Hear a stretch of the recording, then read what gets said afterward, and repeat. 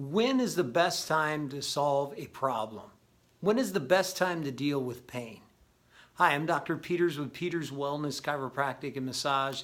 In this week's quick video, I just wanted to discuss the topic of our Optimal Health University, and that is sideline running injuries.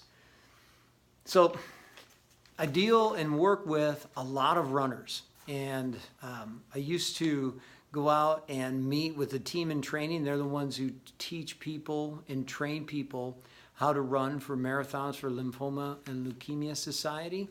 And I used to meet them there at 5 a.m. and then we would do a little talk and demonstration, and then before or after their run. And working with runners is awesome because before I went to chiropractic school, I had crushed my left foot. I broke 3 of my toes. I broke my large toe, or the big toe, second toe, and the 5th toe. And I was in a non-weight-bearing cast for 2 solid months. And I was in the military at the time. So I was having to get to work, and I was having to do these appointments all on crutches.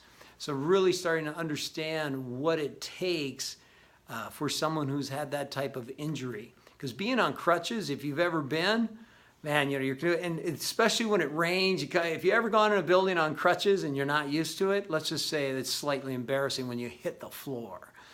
But when you have a cast or something like that on your foot for a long period of time, it can cause neurological dysfunction. And as you heal and get better and get out of that cast and get back to walking, there can be some residual underlying issues that you may or may not notice.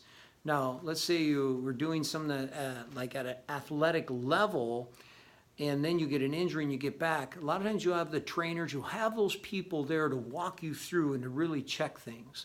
And for those of you who know me, when you come in, you know I do a 100-point test on the body.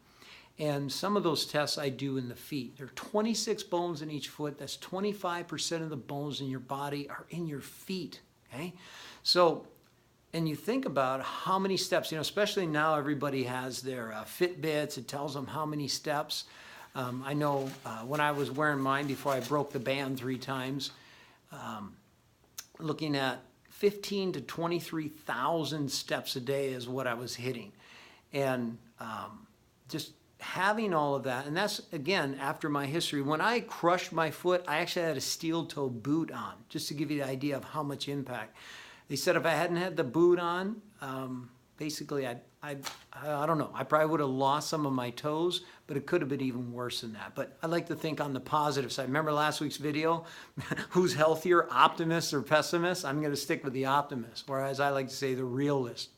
But looking at these old injuries, now again, if we just, I'm taking the foot because the handout is on running injuries. So if you look at the foot and how the foot moves, bringing the foot, so let's see.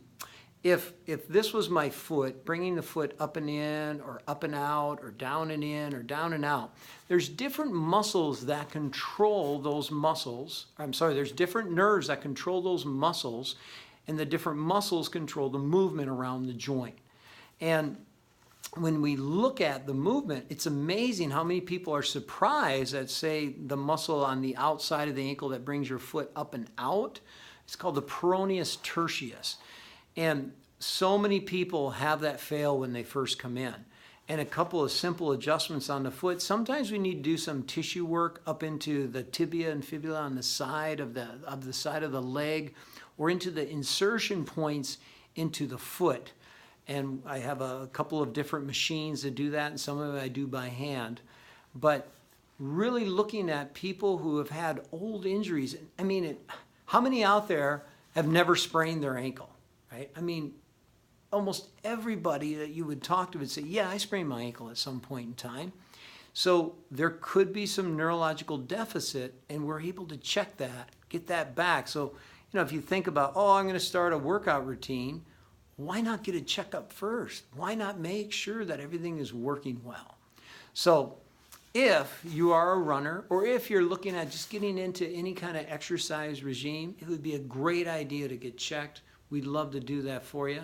So And look up for the Optimal Health University this week. It'll be out there on Instagram and Facebook and Twitter, and along with this video, and also on my blog post. This information will be there. Great information for you. And remember, the best time to take care of pain or to solve a problem is before it happens, right? Take care of it before it's a problem. Have a great week.